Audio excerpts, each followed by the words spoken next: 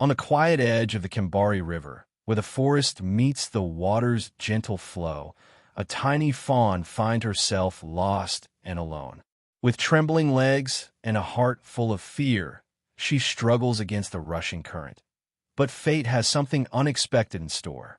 One quiet afternoon on the edge of the woods by the river valley, a fawn was lost.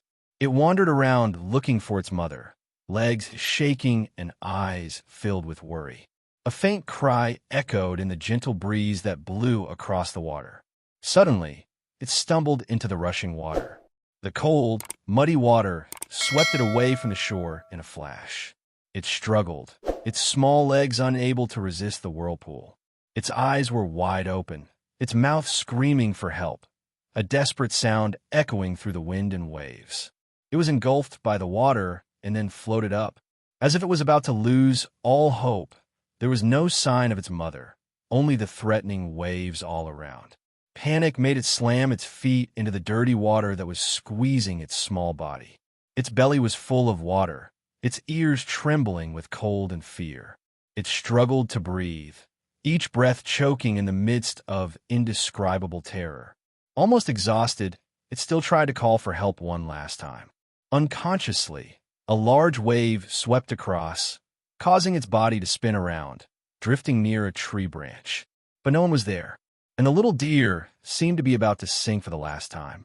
On the riverside road, Marcus Thompson was driving a convertible with his dog named Rusty. Marcus heard a faint cry echoing through the rushing water. He stopped the car abruptly, frowned, and looked around, trying to determine the source of the strange sound. Rusty lifted his head, ears perked up, growling softly as if he also realized something was wrong. Marcus ran towards the riverbank, where the water was murky and swirling. He shouted loudly, "Is anyone there?" But only the sound of water answered. Rusty suddenly barked loudly and rushed forward without hesitation. As Marcus ran, he saw a small creature floating in the middle of the stream. "Oh my God, it's a little deer!" he cried out, his heart pounding with anxiety. He didn't have time to think about anything else, his eyes never leaving the image of that small creature. Rusty dove into the murky water without hesitation, swimming straight towards the deer. It swam strongly, water splashing on both sides, its eyes focused with determination. The fawn still struggled desperately, unaware that its savior was approaching. Rusty moved closer, stretching his neck to latch onto the deer's neck as gently as possible. The deer was surprised, its legs contracted, thinking it was a predator attacking. But then it felt secure, safe, without claws or fangs. Rusty turned his head, starting to swim upstream, every movement steady and decisive. He skillfully kept the deer's head above the water, not letting it choke anymore. Marcus stood waiting at the edge of the bank, kneeling, ready to catch both of them when they got close. Rusty swam over silently, only a few meters away from safety. Marcus quickly took the deer from Rusty's mouth and gently placed it on the wet ground. The deer was shivering, water still dripping from its ears and neck. Marcus took off his coat and wrapped it around the small, cold body. Rusty stood next to him, his tongue hanging out, panting, but his eyes still following the deer. "It's okay, baby. We got there just in time," Marcus whispered comfortingly. He picked it up and placed it in the back seat of the blue convertible. Taking a towel from the trunk, he dried the little body part by part. Rusty sat in the front seat, turning his head to look closely as if to check on the condition of his new friend. The deer began to calm down, breathing more evenly when he was carefully warmed. Marcus got into the car, started the engine, and turned back home with a clear decision. Marcus's small wooden house was located in the middle of a green, grassy hill near the forest. He spread a warm towel for the deer to lie in the living room next to the fireplace. Rusty lay beside him, not taking his eyes off it, as if he was protecting the little creature. Marcus fed the fawn warm milk from a bottle and gently rubbed its forehead. The fawn looked at him with eyes that gradually softened, more trusting with each touch.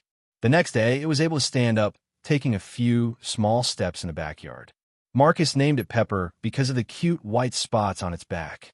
Pepper began to follow Rusty around the yard, curious about everything around. Rusty gently and patiently taught Pepper how to smell, dig, and listen to birds. Marcus took them for a walk in the nearby park every morning. The townspeople smiled when they saw Rusty and Pepper running around in the grass. Pepper would sometimes curl up in Marcus's arms when the afternoons got cold. The three became an odd but perfectly harmonious family. Rusty no longer growled or looked around, but always lay close to Pepper like a big brother. Marcus knew this was true and that the day of separation would come. After 2 weeks, Marcus knew it was time to help Pepper find her mother. He looked at a map of the river valley, noting the places where the mother deer had been. One sunny morning, Marcus put Pepper and Rusty in the car and drove back to the old river. Pepper was quiet, but her ears moved constantly as if listening for something familiar. When they reached the riverbank that day, Marcus turned off the car and opened the door for Pepper to step out. Rusty ran around sniffing while Marcus looked around for any traces in the forest. Suddenly, from afar, a large deer stood still on the edge of the forest. Not running away, it was a female deer with round eyes heavy with anticipation. Pepper froze for a few seconds, then suddenly stretched and ran towards her. Marcus held his breath while Rusty sat still, watching Pepper's every step. Pepper ran over, stopped for a moment, then pressed her head against the mother deer's body. The mother deer licked Pepper's head lightly, shivering slightly as if to confirm.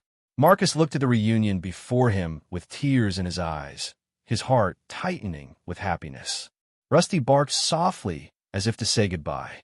Marcus sighed, smiled, and nodded. "We did the right thing, Rusty." Pepper turned to look at Marcus and Rusty one last time, her eyes filled with gratitude and longing. Marcus waved goodbye and said, "Go live like a real wild deer." The mother deer led Pepper into the woods, their silhouettes gradually disappearing behind the dense trees. Marcus and Rusty returned to the car, the sunlight shining on the peaceful river. A new chapter had ended, full of kindness, hope, and a friendship without borders. If this heartwarming tale of friendship, courage, and hope touched your heart, please like, share, and subscribe to our channel. Your support helps us bring more beautiful stories to life. Thank you for being part of our journey.